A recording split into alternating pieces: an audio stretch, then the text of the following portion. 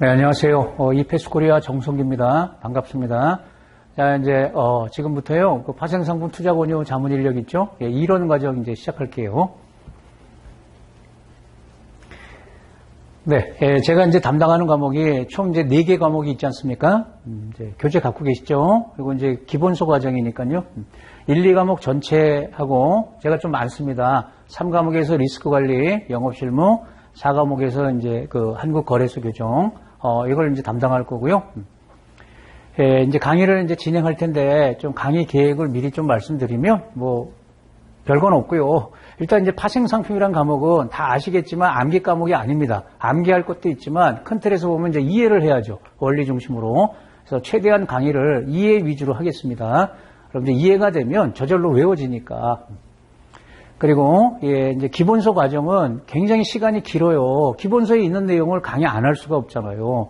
그런데 중요한 것은 시험이기 때문에 시험 대비해서 중요한 내용도 있고 좀 사소한 내용도 있단 말이에요. 그것을 제가 이제 강조를 드릴 겁니다. 그럼 이제 중요한 내용들 쭉 설명은 다 드리지만 중요한 내용들 강조를 드릴 테니까 그것들을 잘 챙겨 놓으시면 돼요. 이제 그걸 말씀을 드릴 거고, 그리고 이제 한 차시가 끝날 때마다 이제 문제를 좀 풀어볼 겁니다. 그래서 제가 이제 강조했던 핵심 내용들 어떻게 시험에 출제되는지 문제를 통해서 확인을 하고 다시 한번 복습하고 문제를 풀면서 이렇게 이제 진행을 하겠습니다. 네, 이거는 교재 앞에 여러분 있죠? 그리고 이제 다 알고 계실 텐데, 크게 이제 4개 과목, 100문항이 출제되지 않습니까? 근데, 각각 25개씩 이렇게 이제 출제가 되고요. 1과목이 장래 파생 상품 1인데요. 이게 이제, 장래 파생 상품 다루는 거예요. 그 다음에 2과목은 장애 파생 상품을 이제 다루는 겁니다. 그럼 선물 옵션, 수합은 장외에서 이제 거래되거든요. 기타 파생 결합증권 이런 거 다룰 거고요. 3과목의 리스크 관리하고 이렇게 있는데, 여기서 여러분, 1, 2과목하고 3과목의 리스크 관리 있잖아요. 크게 보면 이게 이제 이론이라고 보시면 돼요. 파생상품 이론. 여기가 까다롭습니다. 그리고 여기는 무조건 외워서는 안 된다는 겁니다. 최대한 여러분 시간적 여유를 갖고 이해를 하시려고 해야 된다는 거고, 물론 안 되면은 나중에 이제 외워야 되지만, 일단 이론 과정이고, 나머지는 이제 실무라고 이렇게 보시면 돼요. 실무와 관련된 이제 규정, 그러면 대부분은 나머지 이제 외우는 거죠. 외우는 거다. 그래서 이제 이론, 부분을 주로 이제 저하고 공부하신다. 이렇게 생각하시면 되겠습니다. 네. 그럼 이제 본격적으로 시작을 하겠습니다. 저는 이제 PPT로 강의를 하고요. 여러분들 이제 요거 보시면 되는데, 기본소 있지 않습니까? 기본소. 그걸 갖고 이제, 같이 확인하셔도 됩니다. 그래서 순서를 기본소하고 똑같이 구성을 했기 때문에, 그 찾는 데는 어렵지 않으실 거예요. 자, 그럼 1과목, 제일 먼저 파트 1이 선물 옵션 개요, 이렇게 되어 있죠. 자, 시작을 할게요. 일단, 전체 1과목이 전체 25문제 출제되는데, 그 중에 한 3, 4문제 나올 거다, 이렇게 이제 보시고요. 그래서 이제 장래 파생, 1과목이 장래에서 거래되는 파생 상품이니까, 그게 이제 무슨 뜻이냐. 대표적으로 선물이 있고 옵션이 있다. 이제 기초 개념. 그런데 이 과목이 3, 4문제 출제가 되지만 이 파트가 이게 뒤에 이제 구체적으로 주식 관련 선물이다, 금리, 통화, 상품 선물 이렇게 있지 않습니까? 그 공부할 때 기초가 되는 부분이기 때문에 이거 무시하면 안 된다는 겁니다. 개념이 흔들리면은 뒤에 어려워져요. 그래서 중요하고 또 이 3, 4문제도 무시하면 안 된다는 겁니다. 무시하라고 말씀드릴 수는 없겠죠? 네, 1장입니다. 챕터 1, 1장, 장래 파생 상품부터. 자, 일단 이제 파생 상품 개념부터 볼게요, 여러분. 파생 상품 말에 지금은 생소하진 않으시죠, 여러분? 근데 그 자체가 뭐예요? 파생돼 나왔다는 거잖아요. 그래서 영어로 derivatives, 이렇게. derivative라는 게 파생됐다, 이제 사전적 의미가 파생됐다는 뜻 아닙니까? 그걸 이제 고유명사화해서 파생 상품. 뭘 그렇게 표현하고, 얘는 이제 반드시 기초자산이 있어요. 기초자산 가격에 의해서 그 가치가 이제 왔다 갔다 하는 거다. 이 기초자산이 주식일 수도 있고, 채권일 수도 있고, 이제 달러 같은 통화일 수도 있는 거죠. 또는 원자재 같은 상품일 수도 있는 거고. 그래서 이 파생상은 왜 나왔냐?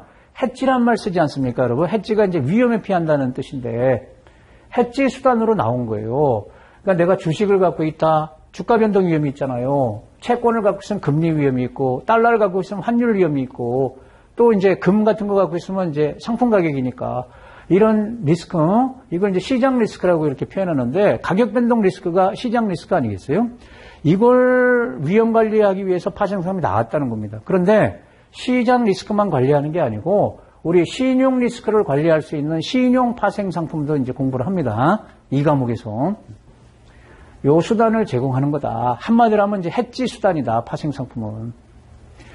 파생은 미래를 사고 파는 거예요. 그러니까 현물 거래가 아니고 미래를 사고 파는 거래이기 때문에 계약 당시에 약속만 하고 나중에 약속한 대로 이행을 해야 된다. 한마디로 하면 계약 시점과 이행 시점에 시차가 있는 겁니다. 그래서 계약을 맺을 때 가격을 결정해 놓는단 말이에요. 근데 실제로 물건하고 돈을 교환하는 건 만기 때, 미래에 이루어지기 때문에 그게 이제 이행 시점이죠. 그 시차에 따라서 유불리가 이제 발생하는 거예요. 그런 특징을 갖고 있다.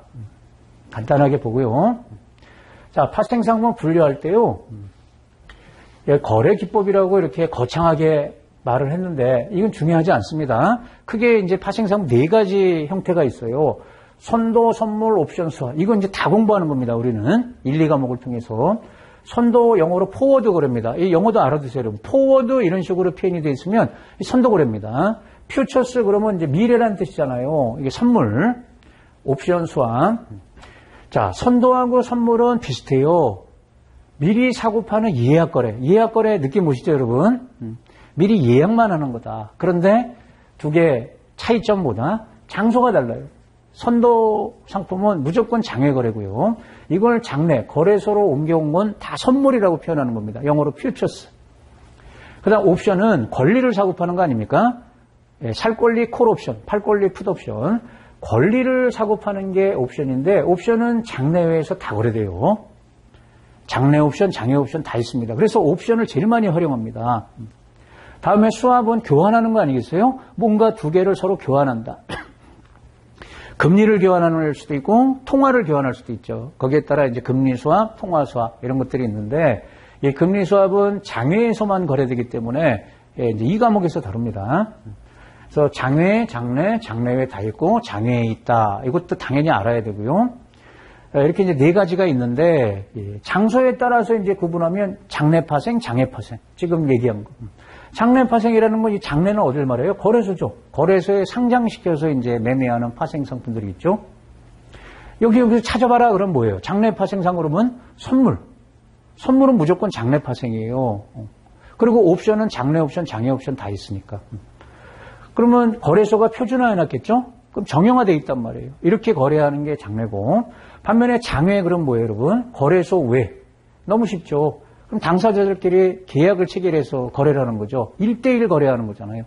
조건을 자기네들끼리 마음대로 정해가지고 그게 장외 파생. 그러면 대표적으로 뭐가 있다? 선도, 그리고 수합. 무조건 장외고 옵션도 들어갈 수 있죠. 장외 옵션이 있으니까. 그럼 장래에 비해서 장외 파생은 이런 게 좋다. 1대1로 협상해서 상대방 동의만 받으면 어떤 조건이든지 다 체결이 되기 때문에 유연하다. 맞춤식 거래가 가능하다. 넘어갈게요.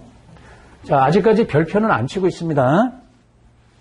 자, 파생상품 교재에 보면 유형이라는 표현을 썼는데, 자, 크게 보면 4가지 있었잖아요. 선도, 선물, 옵션, 수합. 그런데 이걸 갖다가 선도형, 옵션형, 합성형 이런 표현을 쓰는데 이 2가지는 뭐냐면요. 이 손익구조가 있어요, 여러분. 얘네들의 손익구조가 선형으로 나타나냐, 비선형으로 나타나냐, 이제 그런 뜻인데, 이게 선형 아닙니까, 여러분?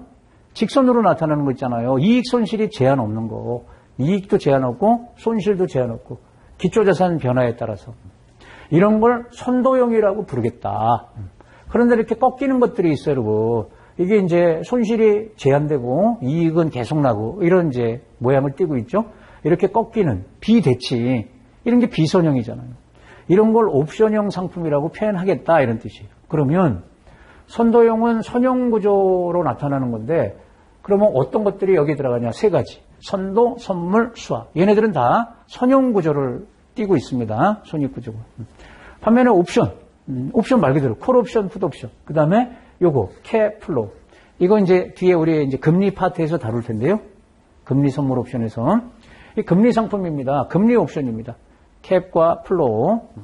이거 옵션형이라고 보고요. 꺾이는 구조라는 거예요. 그다음 합성형이라는 건 뭐냐면 결합했다는 겁니다. 파생 상품은 최소 단위가 있지만 결합해서 또 다른 파생 상품을 얼마든지 만들 수가 있어요. 이제 결합해서 만드는데 여기 두 개의 용어가 다 들어갔죠. 선물 옵션, 수옵션. 이런 것들이 합성형이라고 얘기합니다. 그러면 얘는 선물과 옵션이 결합된 파생 상품인데 이 자체는 사실 옵션입니다, 여러분.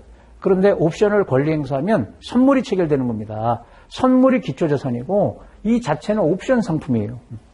수옵션은 수합과 옵션이 결합된 거예요. 수합과 옵션이. 이 자체는 옵션입니다. 둘 다.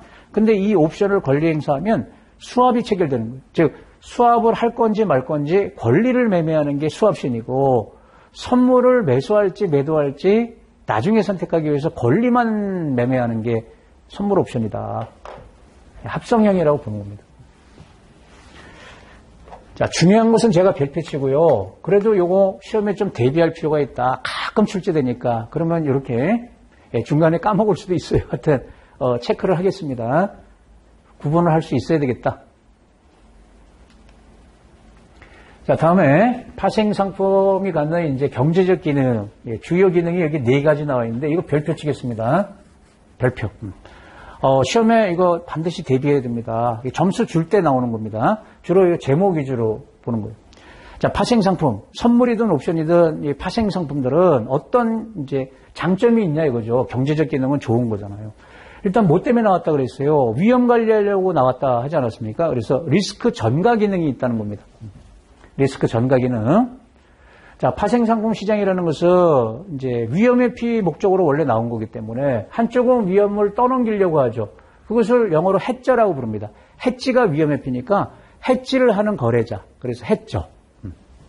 그리고 위험을 떠안는 자, 이제 투기자라고 부릅니다. 투기 거래자. 얘네들 사이에 리스크가 거래되는 시장이라고 이제 볼 수가 있다는 거예요. 한쪽의 리스크를 한쪽으로, 구체적으로 말하면 해저들이 위험 관리하는 거 아닙니까? 해저의 위험을 투기자한테 이렇게 전가시키는 거라는 거예요. 여기서 요 말이, 요게 중요해요, 여러분. 리스크 전가 기능, 전가가 되는 거지 소멸되는 건 아니라는 겁니다. 요거 주의해야 됩니다. 그러니까 리스크라는 건 시장에 항상 존재하잖아요. 그래서 내가 이 파생상 거래를 통해서 시장 리스크, 존재하는 리스크를 떠넘기려고 한다는 거예요. 떠넘기는 기능이 있다는 거예요. 리스크가 사라지는 게 아니고. 내 입장에서는 사라진다고 볼 수도 있지만 근데 시장 전체적으로 보면 리스크는 사라질 수가 없다. 그래서 전가 또는 이전 이런 표현이 나와야지 소멸 이런 표현 나오면 틀려요. 이건 틀린 표현이라는 거예요. 두 번째, 가격 발견 기능. 이 미래를 사고 판다 하지 않았습니까? 그래서 특히 여러분 이제 선물 가격이라는 것은 미래 가격이에요. 그래서 파생 상품 가격은 현물 가격, 그건 지금 가격이잖아요. 그것의 미래 가격. 거기에 대한 시장 참여자들의 예측치라고 볼 수 있다. 평균적인 예측치. 그래서 이제 미래 가격 발견 기능을 한다. 이렇게 얘기하는 거고. 근데 이것도 여러분 정확히 예측할 수 있겠어요? 물론 시장 가격이 가장 공정한 가격이죠. 시장에서 형성된 가격을 가장 공정 가격으로 보지만 정확한 가격이라고는 볼 수 없다. 그래서 이런 뜻이고 세 번째 이제 이 말만 보면 돼요. 다 좋은 뜻이잖아요. 자원 배분의 효율성 증대. 그러니까 누군가는 파생상품을 통해서 리스크 관리하려고 들어오는 거고 누군가는 이익을 얻으려고 투자를 목적으로. 그러니까 투자 목적으로도 할 수 있고 해지 목적으로도 할 수 있다. 이런 기회를 다 제공함으로써 자원 배분에 도움을 주는 거다. 특히 이 장래 파생 상품 같은 경우는 이게 이제 장래라고 보면요, 제한이 없어요. 그래서 다수가 경쟁해서 독점이 안 된다는 겁니다. 누구든지 돈 벌 수 있는 기회를 제공하는 거다. 그걸 자원 배분의 효율성 이렇게 얘기하고 마지막에 시장의 효율성을 또 높인다. 재고는 높이는 거잖아요. 현물 시장에 비해서 뭐 주식 시장이나 채권 시장이나 이렇게 현물을 거래하는 시장에 비해서 적정 가격을 찾는 노력이 적게 들어간다. 왜냐하면 파생상품 시장은 유동성이 굉장히 높죠, 여러분. 특히 장래 파생은 체결이 안 되면 어떡하지? 이런 거 걱정할 필요가 없다. 굉장히 유동성이 풍부하기 때문에 노력이 작게 들어가고 또 거래 비용도 상대적으로 현물 시장에 비해서 저렴합니다.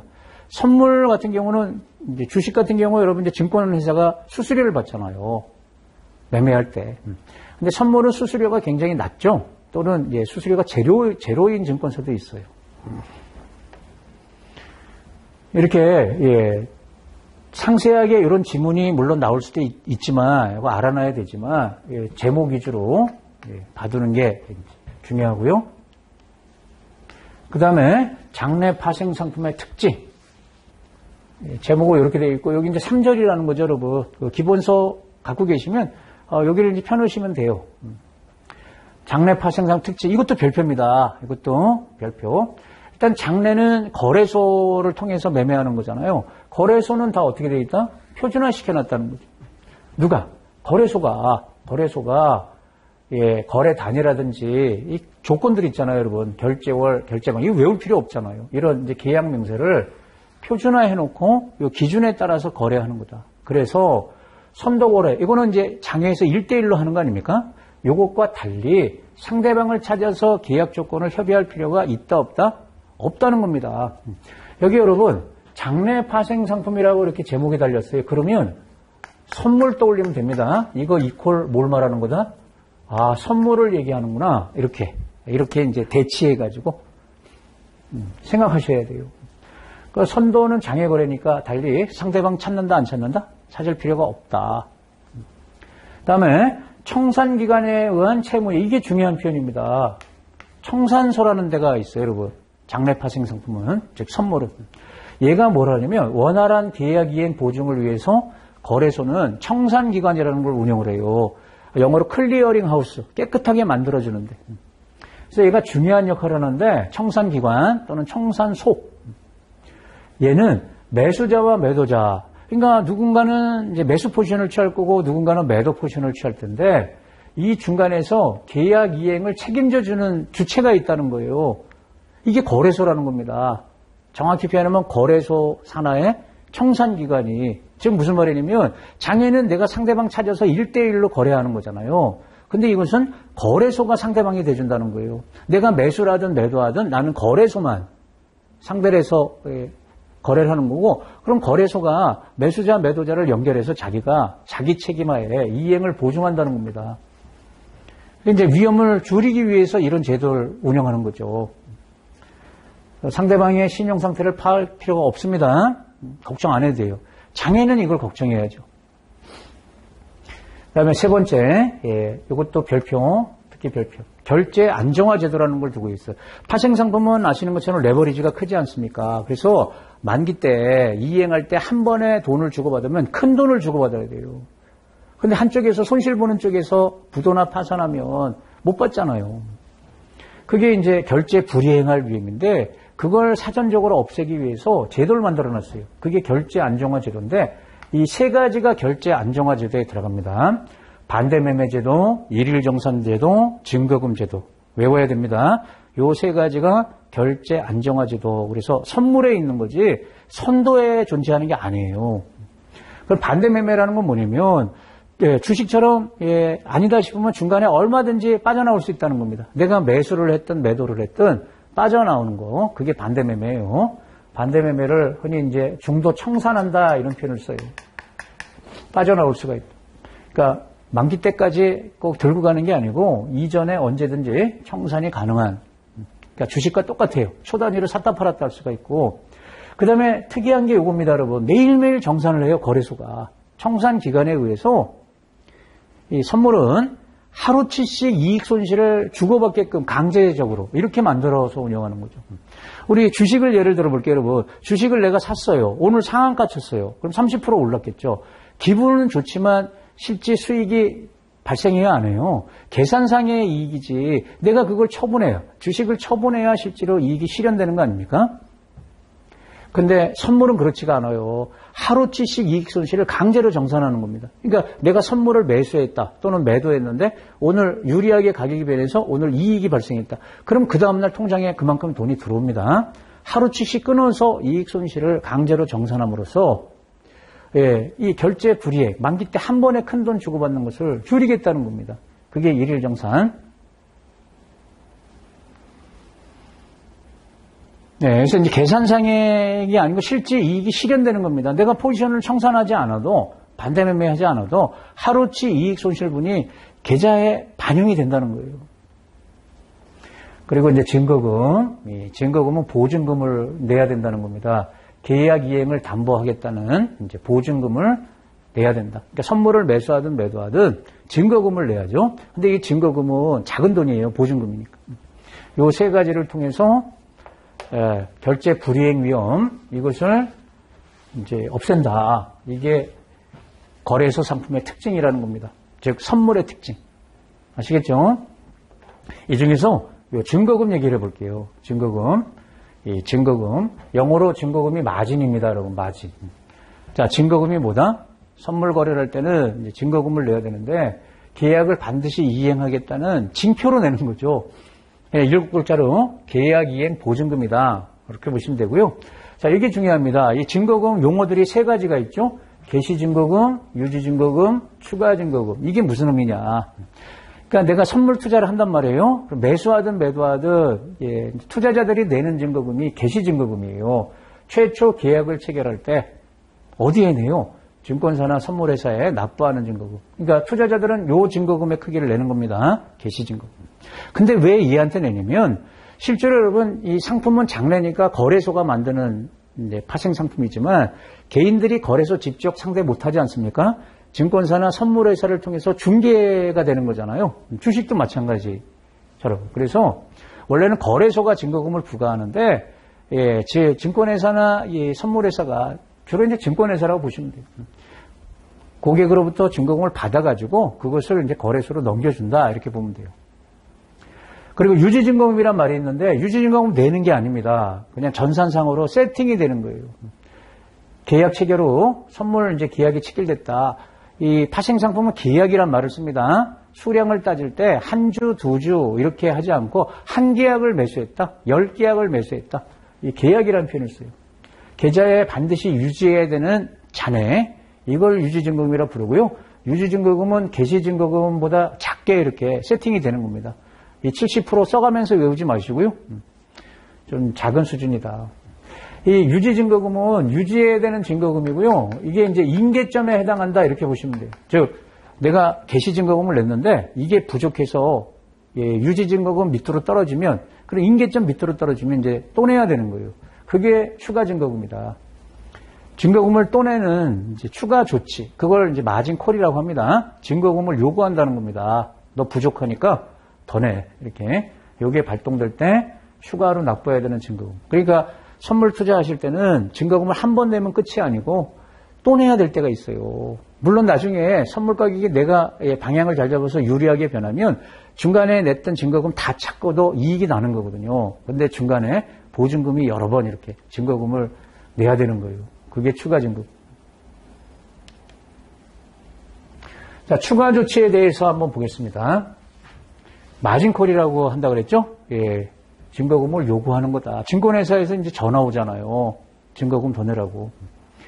자, 증거금을 원래 수준으로 회복시켜야 할 의무를 부과하겠다. 투자자한테. 이런 걸 왜 하는 거예요, 여러분? 깡통 계좌를 방지하려고 하는 거죠. 결제 불이행할까봐. 워낙 레버리지가 크니까 증거금이 부족하면 또 받겠다. 그게 추가 조치. 그러면 이게 기준이란 말이에요, 여러분. 이 기준을 이제 알아야 돼요. 언제 마진콜을 당하냐, 추가 조치를 당하냐. 매일매일 정산한다 하지 않았습니까? 그러면 하루치에 대한 이익 손실을 이제 강제로 계좌 이동이 되는데 금액이 현재 계좌 잔액이 그러니까 일일 정산 결과 계좌 잔액이 뭐 밑으로요? 개시증거금이 아니고 이게 인계점이라 했잖아요. 인계점 밑으로 떨어지면 그러면 이제 더 내야 되는 겁니다. 유지증거금 이하로 떨어지면 마진콜을 이제 통보받게 되고요. 마진콜을 통보받은 고객은 그러면 추가 증거금을 내야 되잖아요. 어디까지? 원래 수준이라 했잖아요. 원래가 개시증거금. 요 수준까지 추가 증거금을 납부하게 되어 있습니다. 만약에 납부하지 않으면 어떻게 돼요? 일단 우리나라 같은 경우는 2일 12시까지 내야 됩니다. 다음 날 12시까지. 그 납부 시한까지 이제 계좌에 돈이 들어와야 돼요. 현금 납부가 원칙이에요. 추가 증거금은. 일단은 이렇게 이제 현금 납부를 원칙으로 하고요. 안 내게 되면 어떻게 되냐. 이 길 12시까지 돈이 안 들어오면 어떻게 되냐. 증권회사가 이 포지션에 대해서 그냥 강제 청산해 버리는 겁니다. 반대면. 그러면 얼마로 팔릴지 모르죠. 여러분 주식도 미수거래하는 경우 있잖아요, 여러분. 그래서 약속한 날짜까지 돈이 충족이 안 되면 그냥 하한가로 처분해 버리지 않습니까? 그런 개념이다. 그래서 돈이 좀 넉넉하게 있어야 돼요, 계좌에. 이 마진콜 때문에 선물은 작은 돈으로 거래가 되지만 골치 아픈 거예요. 내가 선물을 매수했는데 가격이 계속 이렇게 올라가면 얼마나 좋겠어요. 근데 그렇지가 않잖아요. 올랐다 떨어졌다. 이런 식으로 이런 회사가 올랐어요. 결국은 올라간 거지만 내가 요 가격에 매수했는데 이렇게 되면 올라간 거지만 그 사이에 이렇게 손해가 나면 마진콜 당할 수가 있어서 골치 아프다. 근데 이런 제도를 왜 한다? 결제 불이행을 방지하려고. 깡통 계좌를 방지하려고. 자, 여기서 이제 시험에 이런 걸 예상할 수 있습니다. 별표는 아니고 그래도 알아놓을 필요가 있다. 가정을 해보겠습니다. 개시증거금 100, 이게 투자자가 낸 겁니다. 선물을 매수하든 매도하든 다 보증금을 내야 되는데, 증거금을 내야 되는데 100을 낸 겁니다. 근데 75 밑으로 떨어지면 안 된다는 겁니다. 임계점이 75라고 가정하고 일일 정산후 내 계좌 잔액이 지금 얼마 남았다? 60. 얘는 손해가 난 거죠? 100이라는 증거금이 계좌에 있었는데 지금 남은 게 60밖에 없어요. 그러면 얘 마진콜 당한다 안 당한다? 기준을 봐야죠. 뭐 밑으로 떨어지면 당해요? 요게 아니고 유지증거금. 요 75 밑으로 떨어졌으니까 얘는 이제 마진콜을 당하겠죠? 그러면 얼마의 추가 증거금을 이 길 12시까지 채워야 돼요? 그게 중요하죠. 얘와 얘의 차가 아니고 얘와의 차. 40을 채워야 된다는 겁니다. 40. 그렇게 운영을 해요. 일단은 계좌 잔액이 유지증거금 이하가 됐으니까 추가 조치가 발동되겠죠. 그러면 이게 이제 시험에 날 수 있는 크기다. 추가 증거금 얼마를 납부해야 되냐. 그러면 이 개시까지 메꿔야 돼요. 개시까지. 원래 수준까지. 40. 이게 답이 돼요.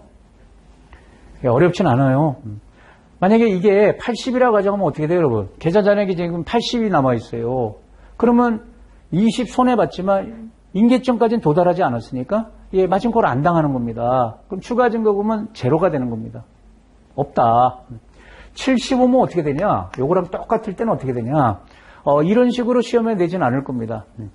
그래서 정확히 말하면 기준이 75 밑으로 떨어질 때입니다. 74, 73 이렇게.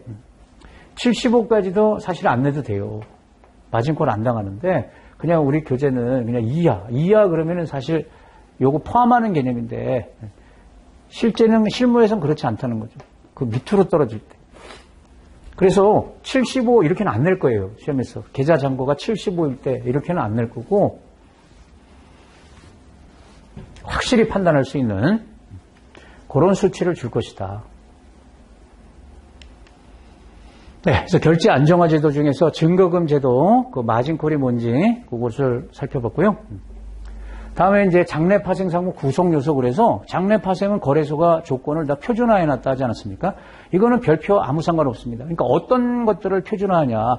그 계약 명세라고도 표현하고 거래 조건이라고도 표현하겠죠. 이제 그런 것들을 거래소가 정한다는 겁니다. 일단 제일 중요한 것은 기초자산이 뭐냐 이거죠. 기초자산이 거래 대상 같은 말입니다. 이것을 거래소가 정하는데 주가지수일 수도 있고 금리일 수도 있고 뭐 이런 것들 그러니까 제한이 원칙적으로 있다 없다? 없다.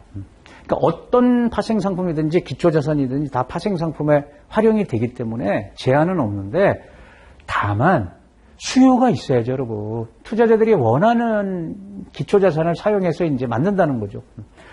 해지 수요라든지 투기 수요 이걸 고려해서 산정하더라. 넘어갑니다. 그리고 이런 것도 이제 표준화하는데 계약 단위. 한 계약의 크기를 말하는 겁니다. 이것도 천차만별이에요. 여기 예라고 되어 있죠. 우리나라에 코스피백 선물이 있지 않습니까? 얘는 코스피백 지수가 이제 기초자산이기 때문에 이걸 돈으로 환산할 때 25만 원이 이제 계약 단위가 되는 거죠. 이거는 거래소가 정한 거기 때문에 이건 그냥 받아들이고 외우는 겁니다. 그다음에 KTB 선물은 이게 국채 선물입니다. 우리나라 국채를 사고 파는 선물. 얘는 계약 단위가 1억이에요. 한 계약 단위가 1억이고 우리나라에 이제 $1 선물이 있어요. $10,000입니다. 이렇게 묶음으로 이렇게 거래를 해요. 이거 지금 외우지 마시고요. 이런 식의 계약 단위들이 다 제각각 있더라. 그러면 이거 하나하나 이제 이 과목 들어갈 때 이제 그때 다시 한번 살펴볼게요. 그다음 이제 파생상품 다 만기가 있죠. 이제 만기를 정해놔요. 그게 결제월 만기. 이게 언제냐. 이때 실물 인수도 할 수도 있고 현금으로 결제할 수도 있어요. 그러니까 실제 기초자산을 주고받는 선물도 있고 그게 골치 아파서 그냥 머니게임 하는 거죠. 현금으로 이렇게 주고받는 그런 것들도 있는데 대부분 선물은 현금 결제합니다. 그리고 만기를 갖다가 1년 12달을 다 정하지 않고 통상 분기별로 만기를 많이 정해요. 3월물, 6월물, 9월물, 12월물 이렇게. 3월물이다 그러면 3월 달에 만기가 도래한다 이런 뜻이에요. 그러면 그게 지나면 또 다른 이제 선물이 상장되겠죠. 3, 6, 9, 12 분기별로. 그다음에 이제 가격 표시 방법도 이게 상품별로 다 다르다. 그래서 지금 다 외우는 것은 말이 안 된다. 일단 단기금리, 이것도 이제 금리 파트에서 다룰 겁니다. 100에서 금리를 빼서 가격이 만들어지고, 미국의 T본드 선물, 이거 이제 채권 선물인데, 우리나라 KTB, 이게 K가 코리아라는 뜻이잖아요. 코리아 트레저리 본드. 얘네들은 가격으로 표시를 하는데, 액면 100에 대한 퍼센트로. 이게 좀 복잡해요, 여러분. 가격 표시 방법들도 다 표준화 해놨다. 그러면 내가 이걸 거래하려고 그러면 이제 그걸 알아야 되잖아요, 기준을. 그런 의미고 계속 보면 틱이라는 말 많이 쓰죠, 여러분. 최소 호가 단위, 그게 영어로 틱이에요. 이것도 다 정해놨어요. 호가할 수 있는 최소 가격 변동폭, 이것도 상품별로 다르다는 겁니다. 여러분, 주식도 그 가격 변화를 가만히 보면 주가가 지금 비싸냐 싸냐에 따라서 어떤 주식은 비싼 것들은 1,000원 단위로 호가하잖아요. 어떤 건 1원 단위로 호가하는 주식도 있고 잡주 같은 경우 마찬가지로 다 이렇게 표준화 해놨는데 굉장히 단순히 예를 드는 겁니다. 코스피 100 선물 같은 게 이게 가장 우리나라에서 대표적인 선물이니까 한 틱이 0.05포인트예요. 이건 단위가 포인트겠죠? 지수니까. 그러니까 0.01이 아니라는 거예요. 그래서 이 선물 가격은 코스피 100 선물 가격은 예를 들면 100.23 이렇게 나오지가 않습니다. 이 뒤에 끝자리가 5 아니면 0이에요. 100.20 아니면 100.25. 왜냐하면 이렇게 변하게끔 만들어놨으니까. 그러면 이 0.05가 금액으로 따지면 얼마냐? 그게 틱밸류. 그게 12,500원인데 이게 어떻게 해서 나오는 거냐? 틱밸류는 틱의 크기를 말하는 거잖아요. 이걸 돈으로 환산하면 되는데 그게 이 선물의 계약 단위가 있잖아요. 그럼 이거 12,500원 어떻게 계산한 거예요? 1틱이 0.05포인트인데 이 코스피 100 선물은 25만 원이 계약 단위라고 그랬잖아요. 여기다 25만 원 곱하는 겁니다. 그러면 틱밸류가 12,500원. 그럼 내가 틱 매매를 하겠다. 0.05포인트 단위로 샀다 팔았다 하겠다. 그러면 12,500원 먹으려고 하는 거예요. 이것도 제각각이고, 그 다음 주식은 여러분 하루 가격 제한폭 있지 않습니까? 플러스 마이너스 현재 30%죠? 자, 당일 등락할 수 있는 최대한의 상한가, 하한가 말하는 거잖아요. 그 가격 변동 범위인데, 이것도 선물마다 다릅니다. 종류마다 다르고요. 근데 이건 취지가 이것 때문에 나온 거죠, 여러분. 일일 가격 제한폭이라는 것은 시장 과열을 방지할 목적으로 만든 거다. 상품별로 다르고. 그다음 이제 우리가 주식에서 거래량 이런 표현 쓰잖아요. 근데 여기 또 특이한 게 이 파생 상품, 특히 선물은 미결제 약정이라는 게 있어요. 거래량하고 미결제 약정은 개념이 다릅니다. 거래량은 흔히 말하는 걸 말해요, 여러분. 근데 거래량을 따질 때 매도, 매수가 있다 그러면 한쪽 수량입니다. 그러니까 거래소 입장에서 보면 오늘 매수 거래가 만약에 100이었다. 그러면 매도도 당연히 100이죠. 왜냐하면 쌍방간에 거래가 체결되는 거니까. 한쪽이고 이 거래량은 누적 개념입니다. 거래가 발생할 때마다 누적이 되는데 이 미결제 약정이라는 개념이 있어요. 이것도 수량을 말하는 건데 좀 의미가 달라요. 특정일 현재 청산되지 아니하고. 그러니까 장내 파생은 초단위로 매매할 수 있다 하지 않았습니까? 근데 내가 청산을 안 했어요. 청산하지 않고 남아있는 포지션. 이걸 결제가 완료되지 않았으니까 미결제 약정이다 이렇게 표현하는데 근데 선물은 일일 정산한다 했잖아요. 그래서 이런 청산되지 않은 포지션에 대해서 일일 정산을 하는 겁니다. 그래서 일일 정산 대상이 되는 수량, 그걸 미결제 약정이라고 이제 표현하는 거고요. 거래량하고 미결제 약정은 항상 얘네들이 같이 증가하고 같이 감소하는 게 아닙니다. 그래서 이 미결제약정이 왜 의미가 있냐면 시장으로 들어오는 돈, 나가는 돈 있잖아요. 그 자금의 크기를 파악할 때 거래량을 보는 게 아니고 파생상품 미결제약정 수량을 보는 게 의미가 있다는 거예요. 그래서 해석을 이렇게 해요. 미결제약정이 증가한다는 것은 쉽게 얘기하면 뭐예요? 사람들이 청산 안 하는 거잖아요. 계속 포지션을 갖고 있는 거잖아요. 왜? 자기가 갖고 있는 방향대로 더 갈 것 같으니까. 그래서 미결제약정이 증가한다. 기존 추세 지속이라고 보고 있는 거다. 이렇게 판단하는 거고. 미결제약정이 줄어든다. 그럼 뭐예요, 여러분? 털어내는 거잖아요. 반전을 이제 시사 또는 암시하는 거다.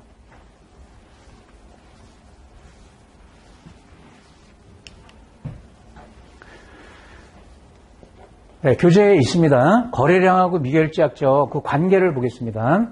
자, 여기 이제 사례를 들었어요.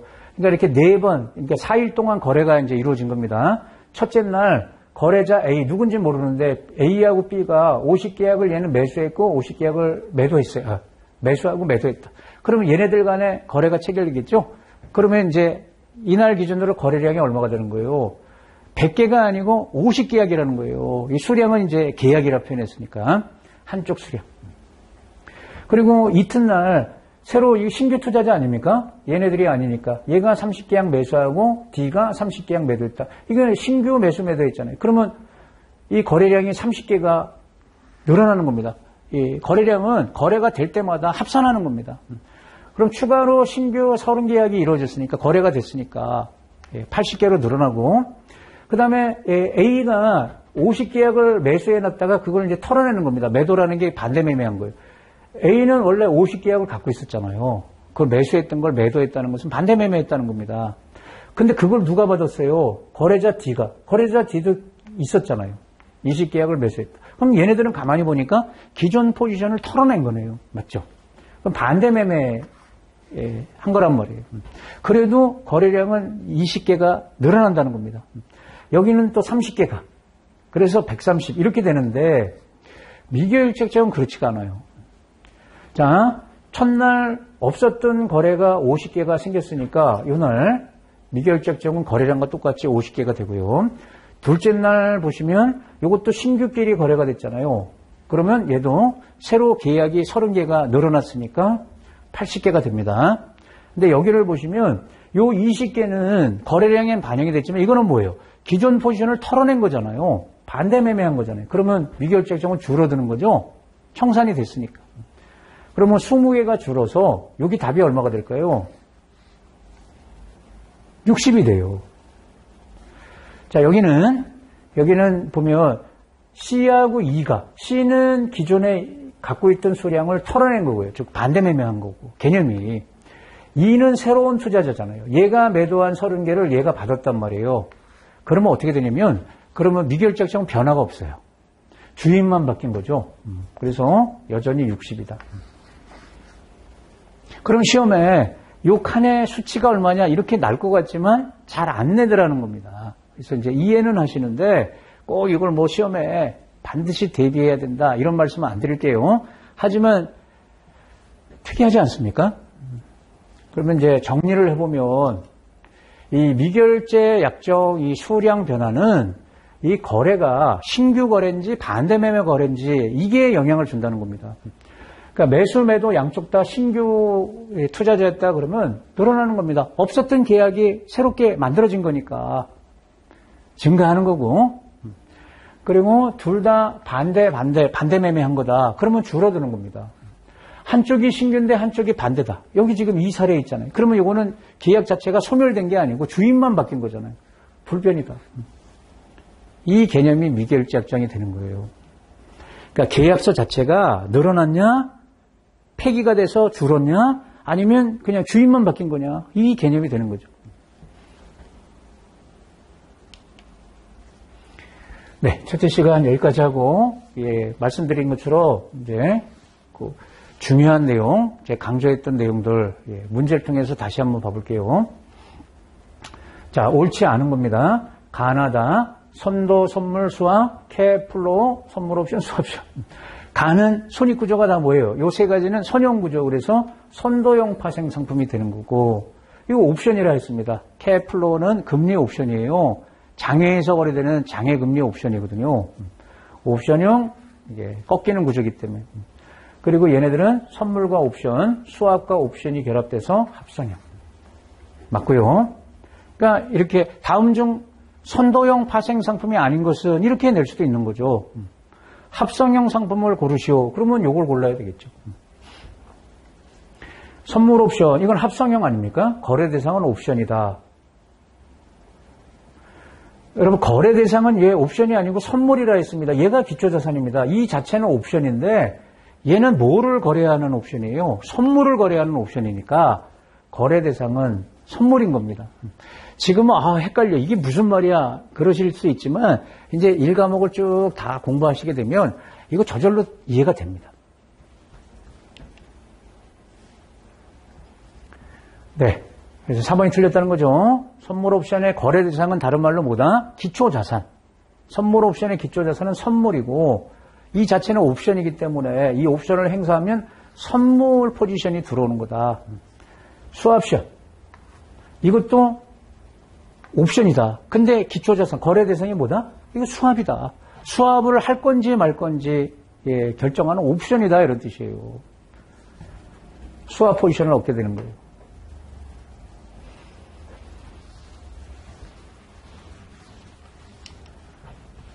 네, 이거 단순해 보이지만 시험에 잘 난다 했죠. 파생상품 시장에 갖는 경제적 기능 4가지가 있었죠. 제목 중심으로 가격 발견 기능, 리스크 소멸 기능, 자원 배분 효율성 증대, 시장 효율성 제고. 자원 배분 효율성, 시장 효율성 약간 다른 의미인데 여기 뭐가 틀렸다? 이거 틀렸다. 리스크는 소멸되는 게 아니다. 전가 또는 이전되는 기능을 하는 거다.